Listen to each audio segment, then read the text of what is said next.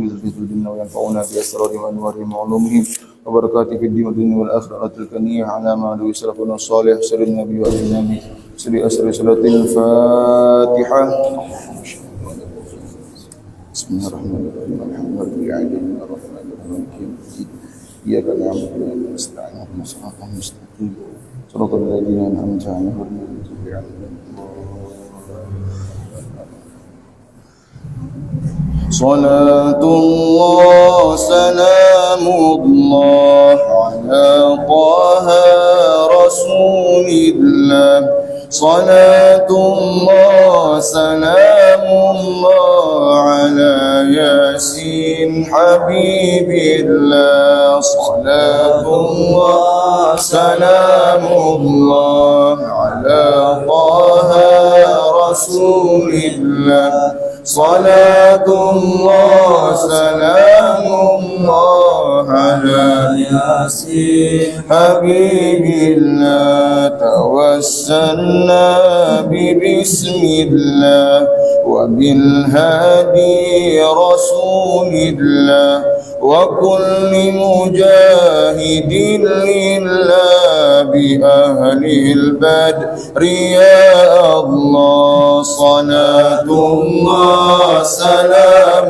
الله على طه رسول الله صلاة الله سلام الله على ياسين حبيب الله إلهي سلم الأمة من الآفات والنقمة ومن هم ومن غمة بأهل البدر يا الله صلاة الله سلام الله على طه رسول الله صلاة الله سلام الله على ياسين حبيب الله إلهي نجنا واكشف جميع أذية واصرف مكائد العدا والطف بأهل البدر يا الله صلاة الله سلام الله على طه رسول الله صلاة الله سلام الله على ياسين حبيب الله وصل على النبي البري بلا عد ولا حصر وآل سادة غر بأهل البدر يا الله صلاة الله سلام الله على طه رسول الله صلاة الله سلام الله على ياسين حبيب الله اللهم صل وسلم وبارك. Assalamualaikum warahmatullahi wabarakatuh. Waalaikumsalam. Bismillah, bismillah, masyaallah la yasriqul khair illallah. Bismillah, masyaallah la yasriqus su'a illallah. Bismillah, masyaallah ma kana min ni'matin fa min Allah. Bismillah, masyaallah la haula wala quwwata illa billahil aliyyil azim. Alhamdulillah rabbil alamin wa bihi nasta'in ala umuri dunya waddin wassalatu wassalamu ala asyrafil anbiya'i wal mursalin sayyidina maulana Muhammadin wa ala alihi wa sahbihi ajma'in. Subhanaka la ilma lana illa ma 'allamtana innaka antal alimul hakim wa tub 'alaina innaka antat tawwabur rahim wahdina wa waffiqna ila tariqikal mustaqim wa la hawla wa la quwwata illa billahil 'aliyyil 'azim. Rabbi shrah li sadri wa yassir li amri wahlul 'uqdatam min lisani yafqahu qawli wasaddid lisani wahdi qalbi bihaqqi sayyidina maulana Muhammadin sallallahu alaihi wasallam wa sahbihi wal ali. Allahumma iftah bainana wa baina qaumina bil haqqi wa anta khairul fatihin. Amin amin ya rabbil alamin. Amma ba'd. Pertama-tama mari kita panjatkan puja dan puji syukur kita kepada Allah Subhanahu wa taala atas segala limpahan rahmatnya berupa hidayah, taufik, inayahnya kepada kita semuanya, sehingga kita kembali dapat berkumpul di tempat, di waktu yang insyaallah penuh rahmat dan barakah ini, dalam rangka kita mensyukuri nikmat Allah Subhanahu wa taala, yaitu kita melakukan daripada hal-hal ketaatan kepada Allah Subhanahu wa taala. Karena kata Syekh Muhammad Ramadan Al-Buti rahimahullahu taala, kata beliau, tidaklah cukup seseorang muslim atau mukmin, muslimah atau mukminah itu dia itu mengaku bersyukur hanya dengan mengucapkan hamdalah. Tidak cukup. Kata beliau, seandainya cukup, maka semua orang di muka bumi ini sudah diakui sebagai bersyukur. Bahkan orang setiap kali bertemu, apa kabarnya? Alhamdulillah baik. Alhamdulillah harus. Bahkan yang non muslim pun terkadang memakai alhamdulillah juga. Nah, oleh karena itu tidak cukup seorang muslim mukmin itu diakui sebagai orang yang bersyukur hanya dengan mengucapkan alhamdulillah, belum cukup. Sedangkan di Al-Qur'an, wa qalilun min ibadiyash syakur, hanya sedikit orang-orang yang memang Allah akui sebagai orang yang pandai bersyukur. Dengan apa kita itu bersyukur? Nah, di antaranya kan kita melakukan segala ketaatan kepada Allah Subhanahu wa taala. Di antaranya kita melakukan ketaatan, di antaranya dengan duduk di tempat-tempat yang mulia, di majlis ilmu, majlis zikir, yang kesemua itu merupakan perintah Allah dan Rasulnya sallallahu alaihi wasallam. Kita mensyukuri nikmat apa? Di antaranya nikmat yang Allah anugerahkan, beberapa peristiwa penting yang terjadi di tanggal 17 Ramadan tadi malam. Di antaranya apa nikmatnya? Yaitu terjadinya peristiwa nuzul Quran. Al-Quran turun secara utuh 114 surah itu ke Baitul Izzah, langit sama'ud dunya, langit dunia, Baitul Izzah, itu secara keseluruhan. Kemudian turun secara berangsur-angsur, mufassalan, berangsur-angsur, ayat per ayat, kepada Rasulullah SAW selama kurun waktu kurang lebih 23 tahun. Nah, jadi yang dikatakan dalam Al-Quran, inna anzalnahu fi lailatul qadr, hu situ ay Al-Quran, itu yang diturunkan secara utuh pada malam Lailatul Qadar, itu maksudnya turunnya ke Baitul Izzah. Kemudian kepada Rasul secara berangsur-angsur, tidak langsung, secara bertahap. Dan itu hikmahnya luar biasa. Kalau langsung 30 juz, betapa beratnya dulu para sahabat melakukan segala macam aturan Al-Quran itu. Jadi sedikit demi sedikit, larangan khamar, larangan ini, perintah salat, segala macam. Jadi bertahap Allah Ta'ala itu menurunkan wahyunya kepada Rasul sallallahu alaihi wasallam. Dan hikmahnya luar biasa banyak.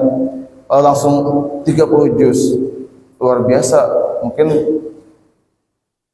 kada tahu kita kadang menggambarkan kayak apa kejadian saat itu. Nah, jadi tadi dia turun kepada Rasul secara berangsur-angsur selama kurang lebih kurun waktu 23 tahun.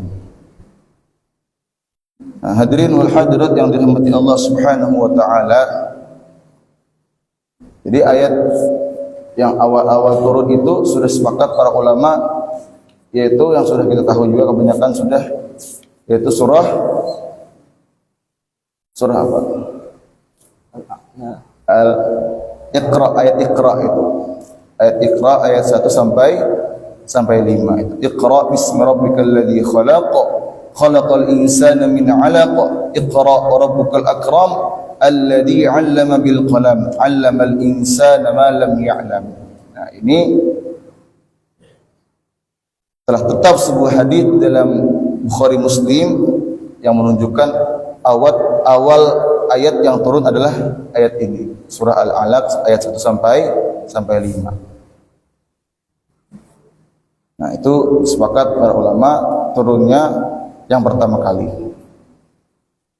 Dijelaskan fa'an Sayyidah Aisyah radhiyallahu anha annaha qalat awwalu ma budi'a bihi Rasulullah sallallahu alaihi wasallam min al-wahyi ar-ru'ya as-salihah fi an-naum. Jadi di awal-awal itu Rasulullah SAW itu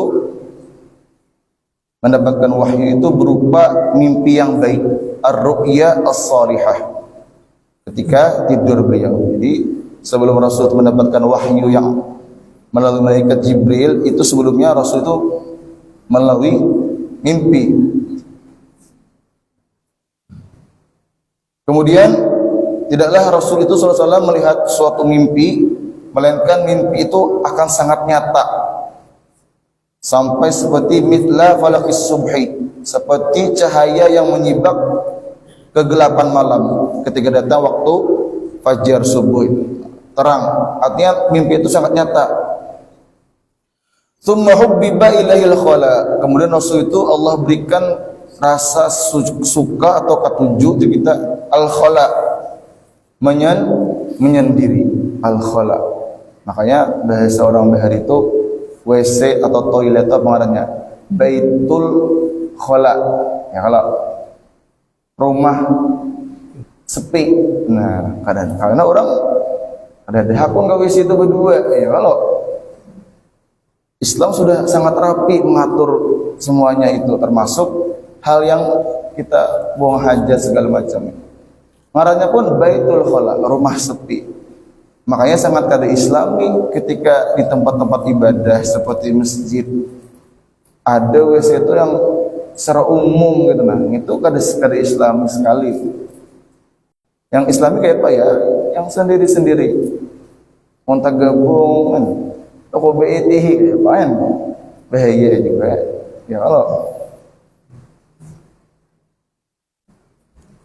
Kemudian jadi Rasul tadi Allah berikan rasa ketujuh menyendiri.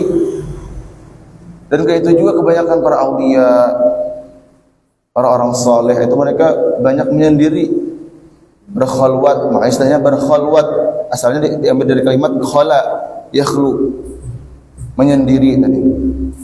Mereka beribadah seorangan.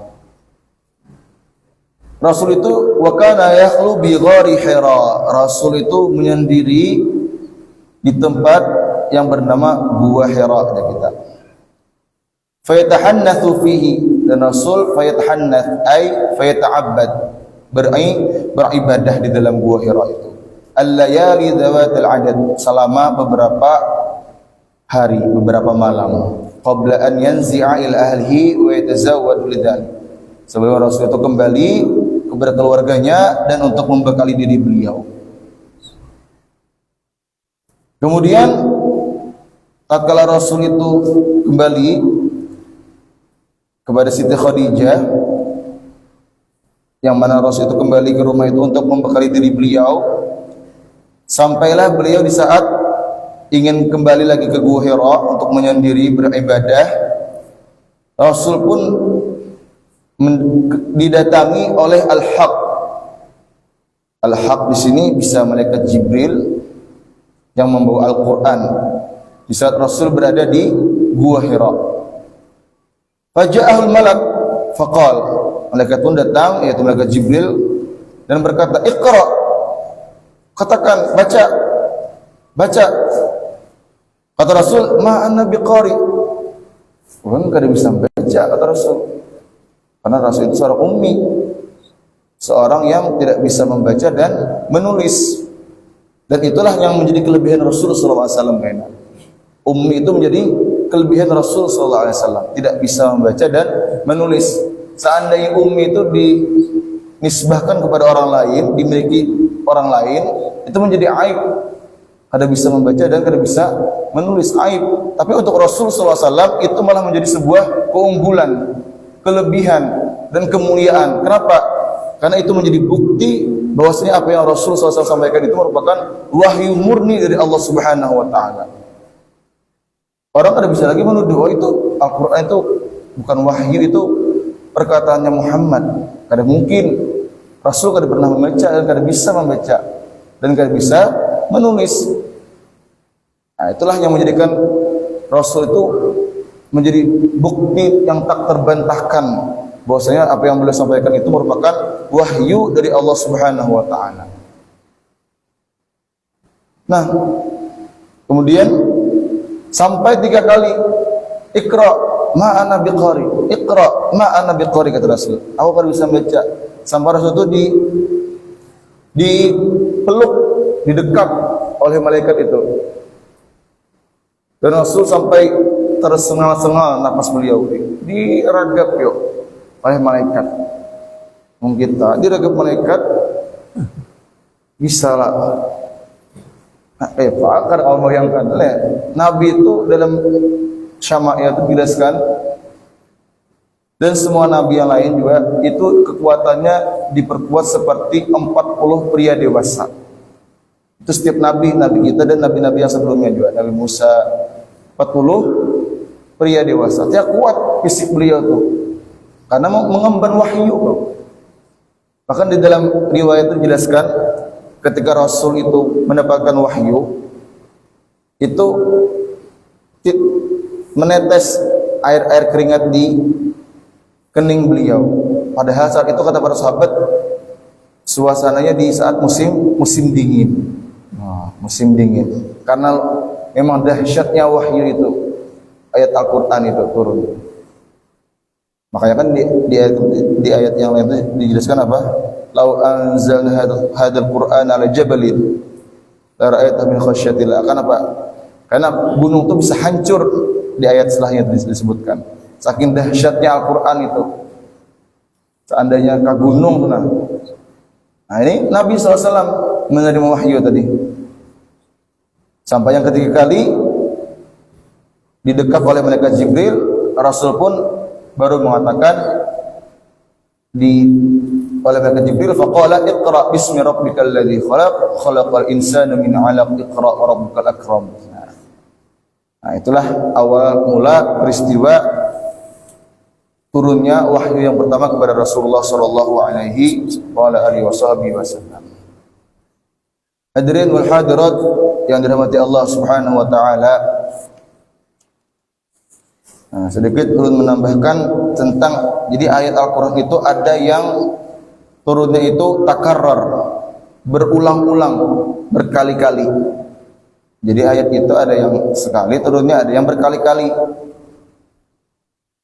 Nah, kata para ulama itu ada hikmah yang tersembunyi dari itu, ada hikmahnya. Di antaranya apa hikmahnya? Minha at-tadhkiru wal mau'izah, supaya untuk menjadi pengingat, dan ayat itu menjadi sangat serat dengan nasihat-nasihat. Jadi ulangi. Atau ada juga hikmah yang lain, wujudul muqtadi, adanya penyebab yang meminta ayat itu untuk turun kembali. Ada juga yang mengatakan boleh jadi ayat itu turun untuk sebuah faedah yang menunjukkan ayat itu beragam kita. Jadi turun yang pertama seperti ini bentuknya, turun yang kedua seperti ini bentuknya, berbeda. Contohnya apa? Seperti dalam surah Al-Fatihah, ayat yang berbunyi Maliki Yaumiddin. Nah, itu termasuk ayat yang turunnya itu berkali-kali. Jadi yang pertama Maliki Yaumiddin, yang kedua dengan pendek Maliki Yaumiddin. Nah, itu waktu ulun belajar ulumul Quran dijelaskan oleh guru kami. Jadi antara Maliki Yaumiddin dan Maliki Yaumiddin itu dua-dua bacaan yang sahih. Kedua-duanya merupakan bacaan dengan qiraat yang mutawatirah. Artinya sama-sama kuat. Bila orang membaca Maliki Yaumiddin, jangan disalahkan, ada ilmunya dan bujur, supaya kita tahu nih. Supaya kita dengar orang jadi imam Maliki Yaumiddin, bujur juga. Artinya qiraatnya itu bujur, yang mutawatirah gitu. Nah, itu sedikit kita menyinggung keberadaan tentang memperingati tentang keberadaan terjadinya peristiwa nuzul Al-Quran. Jemaah sekalian, Bapak Ibu yang dirahmati Allah Subhanahu wa taala, dan juga pada 17 Ramadan itu terjadi yang namanya peristiwa yang amat bersejarah dalam peristiwa Islam, agama Islam, yaitu terjadinya perang Badar. Nah, yang terjadi pada tahun kedua Hijriah setelah Nabi hijrah dari Mekah ke Madinah. Yang mana saat itu kaum muslimin hanya berjumlah 313 orang. Dan yang dihadapi kaum musyrikin itu sebanyak 1000 lebih. Jadi 3:1. Nah, minimal satu orang itu menghadapi 3 ekor orang berarti. Nah, kalau 313 yang dihadapi 1000, minimal satu ekor berhadapan lawan 3 orang minimal. Dan saat itu kaum muslimin masih dalam kondisi yang sangat terbatas. Mereka saat itu hanya memiliki dalam kendaraan itu 2 ekor kuda dan 70 onta. Disebutkan dalam kitab Tarikhul Hawadits. 70 onta dan 2 ekor kuda. Berarti kada cukup nih. Nah, maka saat itu kata para ulama, kata muallif, para sahabat dan Rasulullah SAW itu bergantian naik kendaraan itu. Jadi bergantian. Wayahnya uyuh dah turun naik pulang bergantian. Satu ekor kendaraan berdua atau bertiga onta dan kuda tadi. Dan termasuk Rasulullah SAW juga 4 bergantian juga. Jadi bukan berarti Rasul seorang naik kuda. Kada, Rasul itu masuk yang bergantian juga. Terkadang Rasul yang di bawah mayoritaskan kuda nih. Terkadang sidin bang yang naik di atas. Bergantian tadi bang. Nah, itulah di antaranya perjuangan para sahabat radhiyallahu anhum ajma'in. Nah, kita dianjurkan kata para ulama ketika menyebutkan sahabat itu ada doanya di ujungnya. Contohnya sahabat Abu Hurairah radhiyallahu anhu. Nah, makanya kita bila menyalawat kita diajari oleh guru-guru kita Al-Khalifatul Awwal, Khalifatul Rasulullah sallallahu alaihi wasallam, Sayyidina Abu Bakar As-Siddiq radhiyallahu anhu. Ada ujungnya radhiyallahu anhu. Itu artinya Allah senantiasa meridhai siddiq. Ridha lawan siddiq. Kita jawab radhiyallahu anhu atau amin. Nah, dianjurkan oleh para ulama karena kita menghargai, menghormati jasa-jasa para sahabat sekalian seberdaan. Nah, radhiyallahu anhum ajma'in. Di pada perang Badar itu peristiwa juga terjadi di tanggal 17 Ramadan. Ramadan pulang tuh puasa.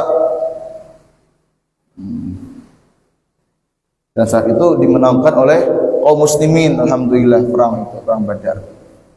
Karena kada sebutan perang yang dilakukan Rasul itu dimenangkan oleh kaum muslimin. Ada yang kalah saat itu, di antaranya perang Uhud. Nah, setelah perang Badar, setahun kemudian, tahun ketiga Hijriah itu terjadi perang Uhud. Nah, di situ kaum muslimin mengalami kekalahan. Nah, di perang Badar, alhamdulillah Allah memberikan pertolongannya, kaum muslimin yang memenangkan perang tersebut. Banyak yang ditawan saat itu, orang-orang musyrikin kafir Quraisy itu. Dan sudah banyak yang mati saat itu juga di perang itu. Di antaranya Abu Jahal. Abu Jahal itu matinya di perang Badar. Ngarannya Abu Jahal itu Amr bin Hakam kalau tidak salah. Ngarannya Abu Jahal. Amr bin Hisham kan Amr bin Hakam kan, antara dua aja tuh. Nah, itu yang bahasa dedengkotnya. Kepala ahuinya jurang. Kepala ahuinya yang memusuhi Rasulullah SAW, Abu Jahal itu meninggal, matinya di perang Badar. Dan sebelum perang terjadi pun Rasul itu sempat berkata, Wa hada masra'u fulan fulan fulan. Kata Rasul, inilah karena tempatnya si fulan itu mati, si fulan di sini mati, si fulan di sini mati. Sudah disebutkan oleh Rasulullah SAW sebelum terjadinya perang. Rasul sudah mendapatkan kabar dari Allah Subhanahu Wa Taala. Nah, itu sedikit ulun menceritakan, mudah-mudahan ada manfaatnya tabaruk kita tentang peristiwa perang Badar radhiyallahu anhum ajma'in. Bapak Ibu yang dirahmati Allah Subhanahu Wa Taala, kembali kita menyambung sedikit tentang apa yang sudah kita mulai. Kita membaca daripada hukum-hukum fikih tentang berkaitan dengan puasa Ramadan kita ini. Nah, kita niatan belajar membaca, mengkaji kitab fikih ini dalam rangka mensyukuri nikmat Allah tadi, nuzul Quran, perang Badar. Karena mereka melakukan perang Badar, para sahabat itu merupakan memperjuangkan agama Islam. Nah, kita ini ada lagi perjuangan kita anak perang apa? Di antaranya kita berjuang dengan melestarikan agama Islam ini, memperkokoh agama Islam ini dengan kita mempelajarinya. Nah, itu juga merupakan perintah Allah dan Rasul-Nya.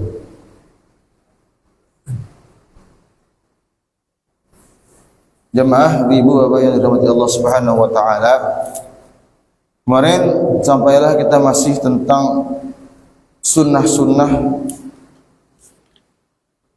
di dalam puasa ketika Ramadan atau di luar Ramadan. Yang ke-14, qala mu'allif rahimahullah ta'ala wa nafa'ana bihi wa bi'ulumihi wa bi'darin amin. Al-ijtihadu fil ashr al-awakhir wa taharri lailatul qadar fiha wa fi autariha akadu. Jadi kita dianjurkan untuk bersungguh-sungguh di dalam 10 malam yang terakhir. Berarti 3 malam lagi masuk kita. Dianjurkan kita bersungguh-sungguh pada 10 malam yang terakhir, dan kita itu taharri lailatul qadar, mengintai-ngintai kita, mencari-cari yang namanya lailatul qadar fiha, pada malam yang 10 terakhir itu. Wa fi autariha, dan pada malam-malam yang ganjil, berarti 21, 23, 25, 27, 29, yang ganjil itu akadu, lebih ditekankan lagi. Nah, di antaranya disebutkan para ulama itu, jadi kita nih untuk mengintai-ngintai, mencari-cari malam Lailatul Qadar itu memang harus ada upaya, ada usaha. Karena tidak disebutkan orang yang mencari itu ketikanya itu belum mencari lagi, mun berdiam aja kada mau, itu disebut dengan orang yang mencari. Orang mencari itu pasti berusaha, kasih tahu kamari gojok-gojok. Nah, itu namanya mencari. Kayak itu juga orang yang mengintai, mencari malam itu kada itu tentu ada usaha, beribadah, baca Al-Quran, baca sholawat, baca istighfar, sembahyang misalnya. Nah, itu bentuk usaha kita. Dan alhamdulillah kita minimal sembahyang isya berjamaah, sembahyang sunnah ba'diyah isya, kemudian salat tarawih, witir, dan subuh berjamaah, minimal itu. Maka barang siapa yang melakukan yang tadi itu, ibadah isya berjamaah sampai subuh, lengkap tadi yang kayak itu disebutkan dalam kitab Is'afu Ahlil Iman. Barang siapa yang melakukan itu, maka dia mendapatkan bagian daripada malam Lailatul Qadar dengan bagian yang bihadil wafir, artinya bagian yang banyak, lumayan banyak bagiannya. Orang yang tadi melakukan isya berjamaah, subuh berjamaah. Nah, usahakan kita berjamaah isya lawan subuh di malam bulan Ramadan. Dan malam yang lainnya juga setelah selesai Ramadan kita usahakan tetap itu juga. Karena kata para ulama, Ramadan ini menjadi penentu 10 bulan yang akan kita hadapi. Di Ramadan ini kita menentunya, apakah kita berusaha di Ramadan ini. Karena sebulan di Ramadan ini yang menjadi penentu kita 10 bulan yang akan datang. Yang ke-15, kemudian juga kita itu dianjurkan untuk taharril iftar ala halalin, supaya kita itu mencari atau berupaya berbuka puasa itu menggunakan makanan yang halal, sebagaimana yang dikatakan oleh Imam Abdullah ibn Husain ibn Tahir, waftir alal halali ya qaribal kamali, berbukalah dengan rezeki yang halal, maka wahai para penuntut kesempurnaan. Yang ke-16 at-tawsiyah al-'iyal, memperluas nafkah untuk keluarga. Yang ke-17 tarkul lagwi wal musyatamah fa in syatamahu ahadun fa yatadhakkaru biqalbi annahu shaim. Meninggalkan kesia-siaan, mencaci maki. Jikalau datang seseorang itu mencaci maki, maka ingatkanlah dirimu di dalam hatimu dengan mengucapkan inni shaim, aku berpuasa. Jadi kita kada perlu meladeni orang, melawani orang yang mencaci maki. Faidatun, sebuah faidah. Qala Imam Abu Hamid Al-Ghazali Sahibul Ihya, Imam Ghazali mengatakan yang qasimus shaumu ila 3 aqsamin. Puasa itu terbagi pada 3 bagian. Ini tahu aja kita sebutkan sudah. Shaumul umum, shaumul khusus, shaumu khususil khusus. Kemudian makruhatis shaum tsamaniyatun wallahu a'lam bissawab. Jadi ada makruh puasa, ada 8. Nah, insyaallah akan kita sambung pada pertemuan yang akan datang. Mudah-mudahan apa yang kita kaji pada hari ini, kesempatan kali ini menjadi sedikit ilmu yang manfaat, yang barokah.